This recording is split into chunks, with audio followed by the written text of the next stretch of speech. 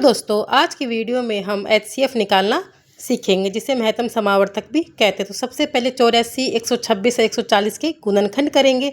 इसके लिए एक स्टैंडिंग लाइन खींचेंगे और एक स्लीपिंग लाइन खींच लेंगे। ऐसे हम 3 पैटर्न बना लेंगे। तो देखिए दोस्तों, अब क्या करेंगे, इधर लिखेंगे 84, इधर लिखेंगे 126 और इधर लिखेंगे 140।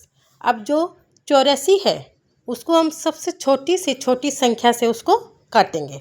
तो सबसे छोटी संख्या है 2, तो 2 से काटेंगे। 2 चौके 8, 2 दूनी 4। अब 42 को वापस 2 से काटेंगे।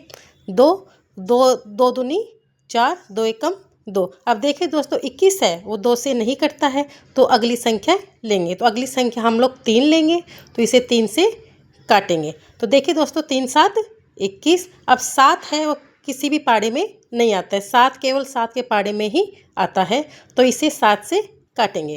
तो देखिए दोस्तों, 7 लिखेंगे, 7 एकम 7।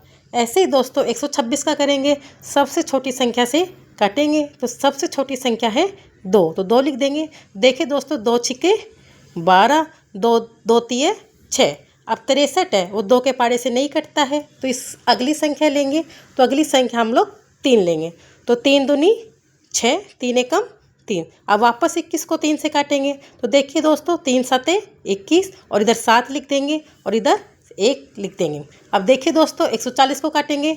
2 लिखेंगे, 2 7 14, 0 लिख देंगे। वापस 2 से काटेंगे, 35 आ जाएगा। अब देखिए दोस्तों, 35 है वो 2 के पाड़े में भी नहीं आता है, 3 के पाड़े में भी नहीं आता है, 4 के पाड़े में भी नहीं आता है, 5 के पाड़े में आता है। तो 5 के पाड़े से काटेंगे। 5 7 35 और 7 केवल 7 के पाड़े से ही कटता है, 7 एकम 7। अब नीचे क्या करेंगे, इधर 84 लिख देंगे, इधर 126 लिख देंगे और इसके नीचे 140 लिख देंगे। अब आगे बराबर लगा देंगे। अब 84 के गुणनखंड है 2 2, तो 2 का स्क्वायर गुणा 3 गुणा 7। ऐसे ही देखिए दोस्तों, 126 के गुणनखंड है 2 गुणा, अब 3 है वो 2 बार है, तो 3 का स्क्वायर लिख सकते हैं, गुणा 7। ऐसे ही देखिए दोस्तों, 140 में 2 है वो 2 बार है, तो 2 का स्क्वायर लिख देंगे, गुणा 5 गुणा 7। अब देखिए दोस्तों, सबसे पहले क्या कॉमन आ रहा है इसमें, 84, 126 और 140 में कॉमन क्या आ रहा है। देखिए मैं से कैसे निकालते हैं कि इन तीनों में जो संख्या है वो कॉमन होनी चाहिए। तो देखिए दोस्तों, 84 में भी 2 है, 126 में भी 2 आ रहा है और 140 में भी 2 आ रहा है, तो 2 कॉमन है, 2 लिख देंगे।